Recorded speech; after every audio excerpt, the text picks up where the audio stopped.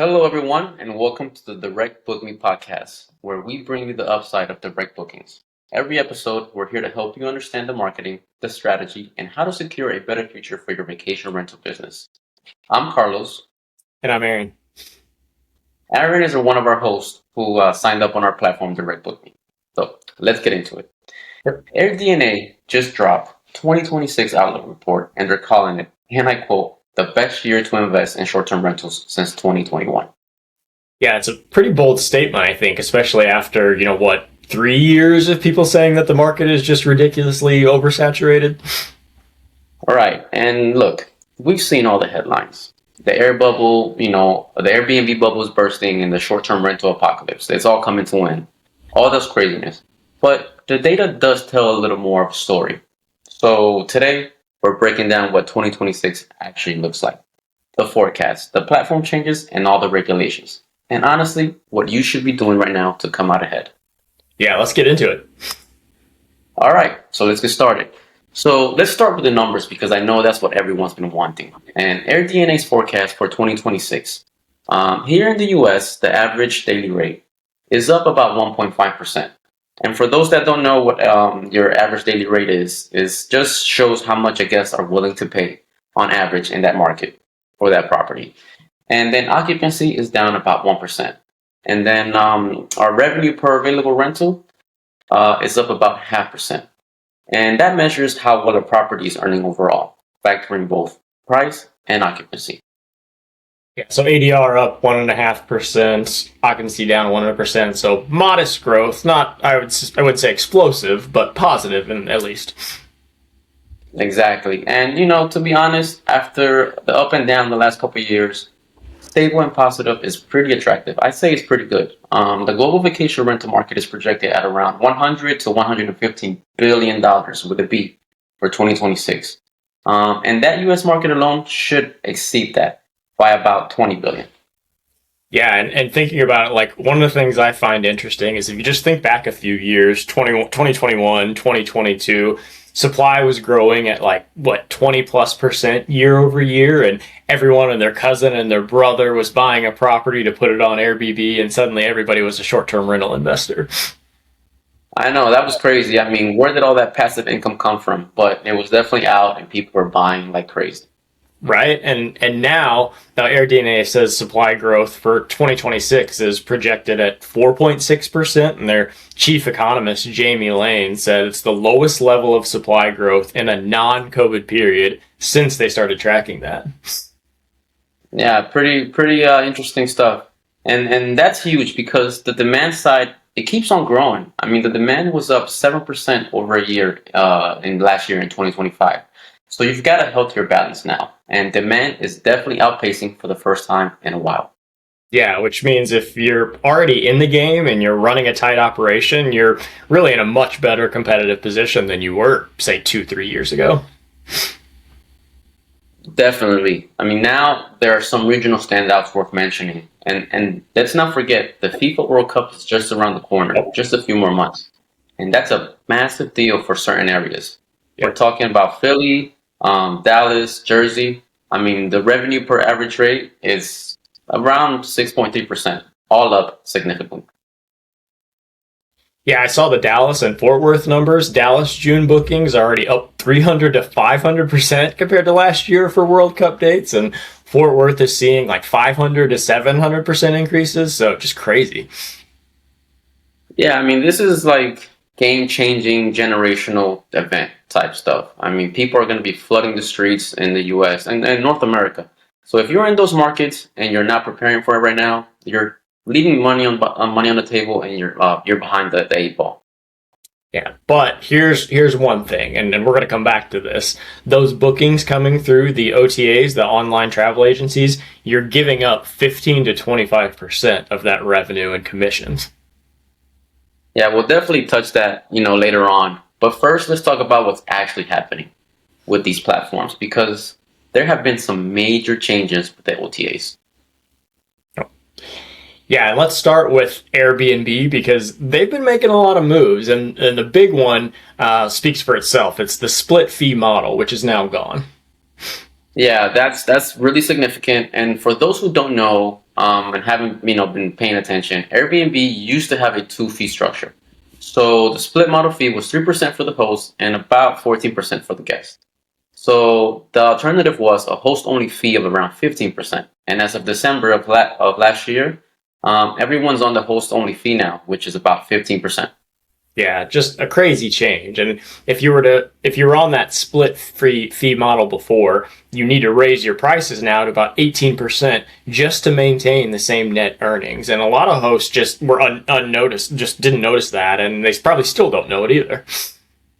Yeah, education and being aware is definitely a big thing. I mean, this is your short-term rental, your business, as I like to say.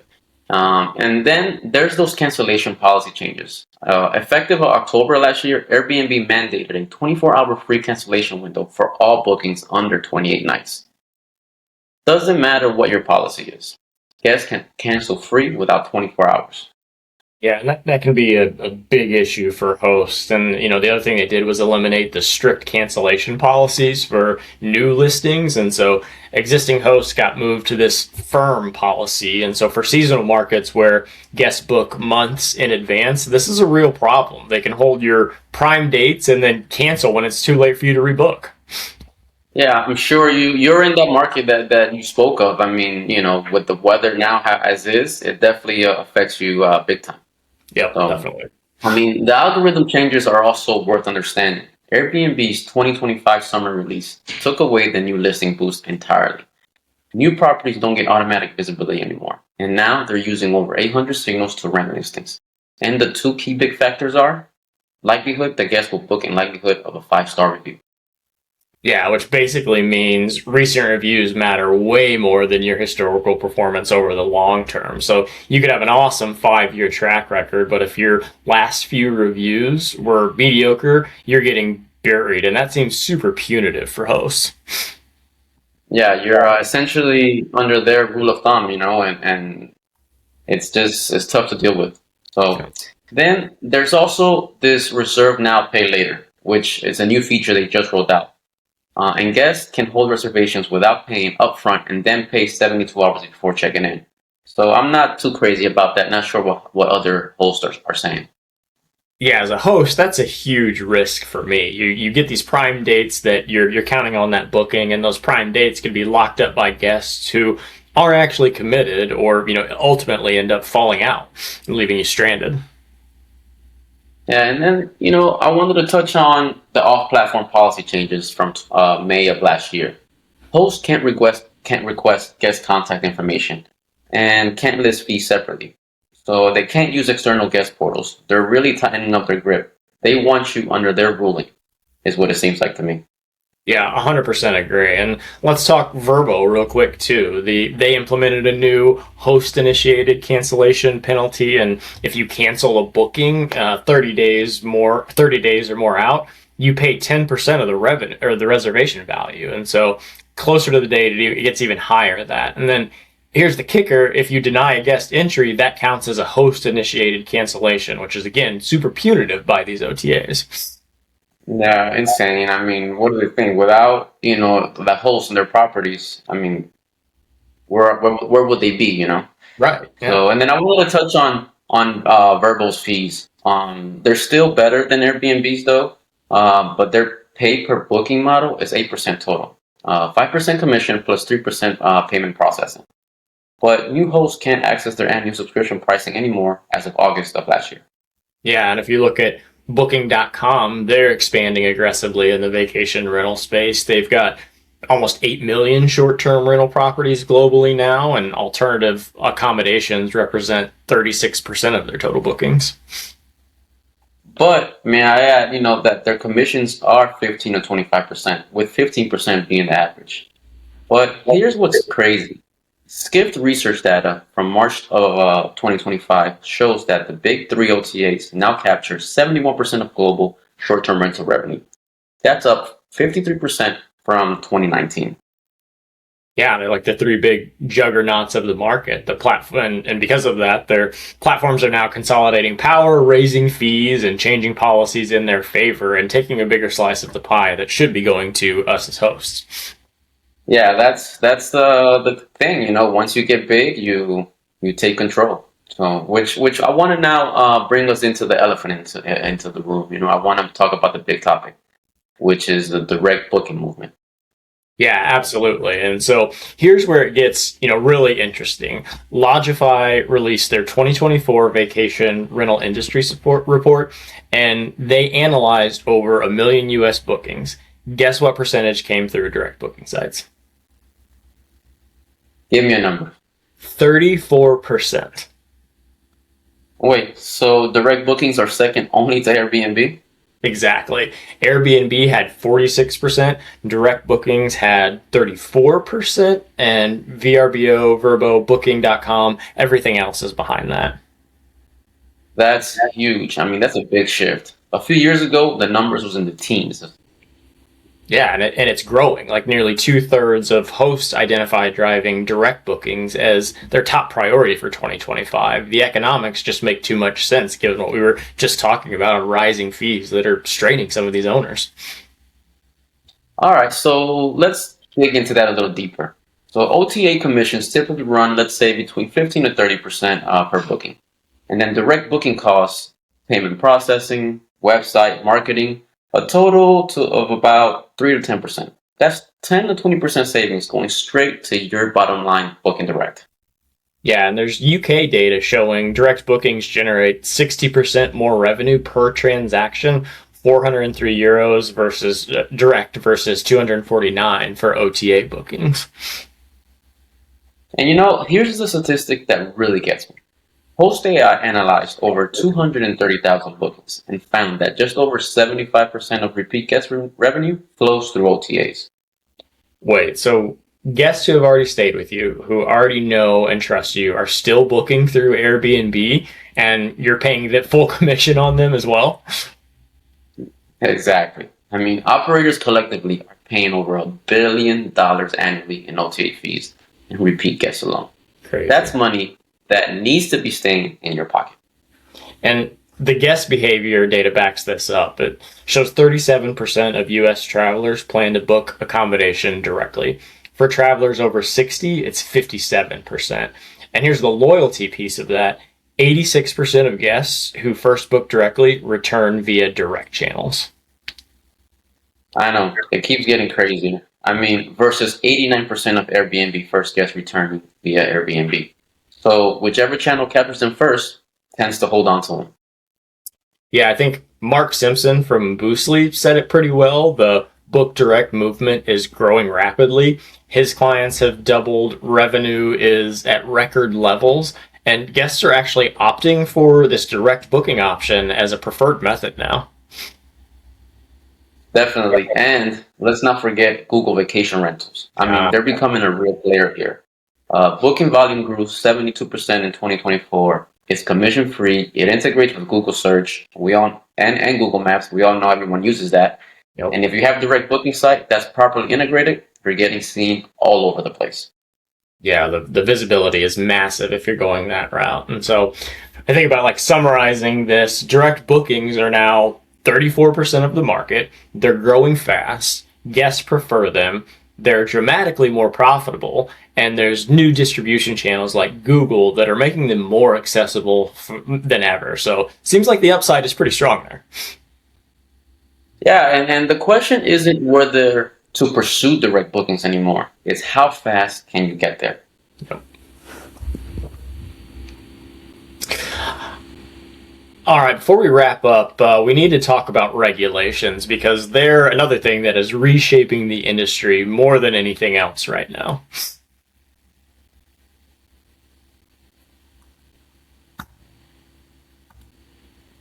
Hold on here. I thought we were. Give me a second because I thought we were talking about. Okay, sorry, I lost myself there for a second. Should be able to fix that. All right. So the numbers are staggering. Proposed SDR bills in different states have increased by an average of 67 per year since 2021, and about 1 in 5 get enacted. And they're expecting around just over 300 state level short-term rental bills in 2025, which with 66 projected to pass. Yeah, it's crazy the level of regulation that's happening and how much it's impacting. As a host, I can say definitely the area which we look to invest in and thrive in can is now more dependent than it ever has been on state regulations and what's allowed and the potential for state regulations. When we look at key data surveyed through 244 property managers representing over 40,000 properties, 42% expect local or state regulations to limit their 2026 targets. 47% already operate under strict permitting and license requirements. So the constraint there is really becoming real as well. Yeah, let's talk about New York a little bit. I mean, they have an article 12D requiring statewide registration with platform verification. And then over in Europe, they have a new regulation taking effect May later this year, 2026, that mandates registration numbers, platform verification, and data sharing across entire the Union. And in Barcelona, it's phasing out over 10,000 tourist apartments licenses by November of 2028. Yes, New York, the kings of regulation, and Yeah, it's right. not just about the permits either. Insurance is becoming a critical issue. In addition to being a short term rental owner, I work in the insurance industry as well, and it's crippling and putting people out of the markets in certain places in real estate. And so, like your standard homeowners and landlord policies exclude commercial STR activity. And places like LA now require $1 million minimum liability coverage, and platform coverage like air cover has significant gaps. My specific insurance in a low regulation area almost doubled last year for STR insurance. So the rising costs are just hitting you from every angle here. Yeah, crazy. Crazy to think about. So I wanted to now touch on the technology front. Um, AI is everywhere, right? That's the buzzword that's been around for the last couple of years. And AI has moved from buzzword to operational necessity.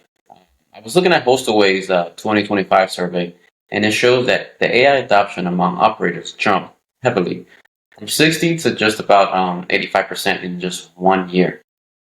Yeah, guilty. I have ChatGPT and Anthropic open right now, so definitely becoming part of every everyday process here.